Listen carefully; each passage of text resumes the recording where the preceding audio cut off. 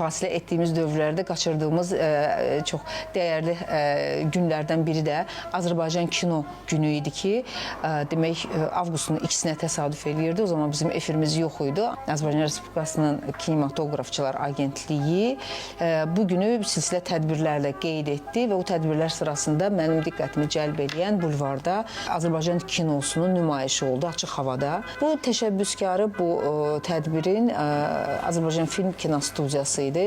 Kino əslində həmişə diqqətdə olan bir sahədir. Amma bütünlükdə sanki ümumi bir mədəniyyətə biganəlik müşahidə edildiyi bir dövrdə, mən bunu müşahidə edirəm şəxsən, mədəniyyətə, mədəniyyət layihələrinə və s.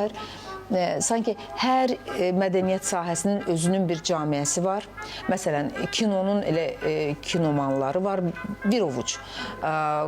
Klassik musiqinin də özünün camiəsi var. Sanki bunlar ancaq bunun üçün fəaliyyət göstərirlər və ümumxalq kütləvi bir meydana sanki çıxmaq arzusu yoxdur onlarda, yaxud bəlkə bulvara çıxış. Və yaxud ümumxalq biganəlik var onlara, ona görə də onlar, yəni bir qarşılıqlı bir prosesdir. Mən bunu belə müşahidə edirəm.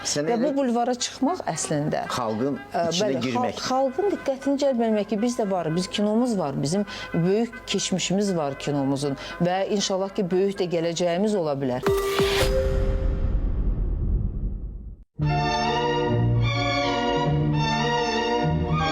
Yay aylarında diqqət çəkən mədəni tədbirlərdən biri də Azərbaycan kinosunun yaranması gününün dənizkənarı Milli Parkda qeyd edilməsi oldu.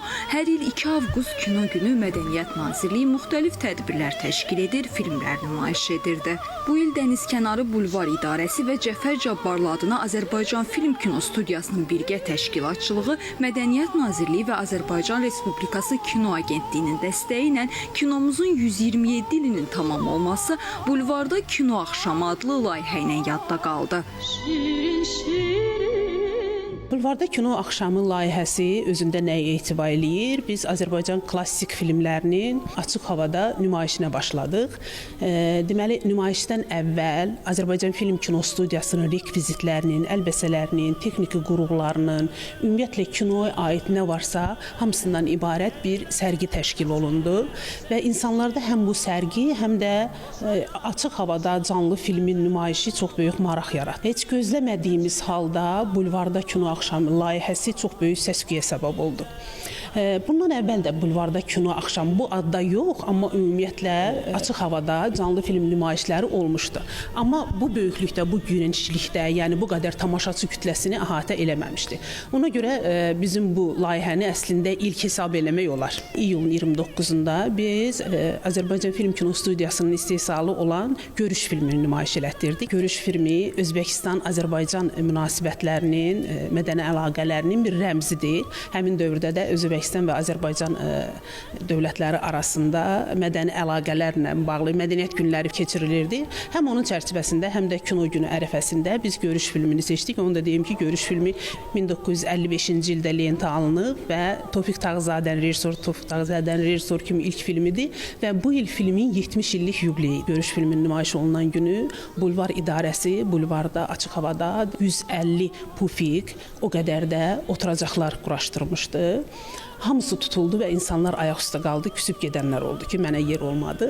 O baxımdan biz 2 avqust günü nümayiş elədiyimiz Əhməd Haradadır filmində o oturacaqların sayını bir qədər də artırdı. Əhməd Haradadır filmi bizim ilk milli komediyamızdır. Ədil İskəndərovun filmidir, çox maraqlı filmdir. Həm də açıq havada, bulvarda nümayiş olunacaq film, yəqin ki, bu dedektiv olası deyildi, kriminal olası deyildi. Həm də Əhməd Haradadır filmi arşı malalan qədər olmasın, bu olsun qədər nümayiş olunmuyor. Gələcəkdə arşı malanan olmasın, bu olsun da nümayiş olunacaq. Bu hamısı Azərbaycan mədəniyyətinə, Azərbaycan kinosuna, klassik Azərbaycan kinosuna olan sevgidir.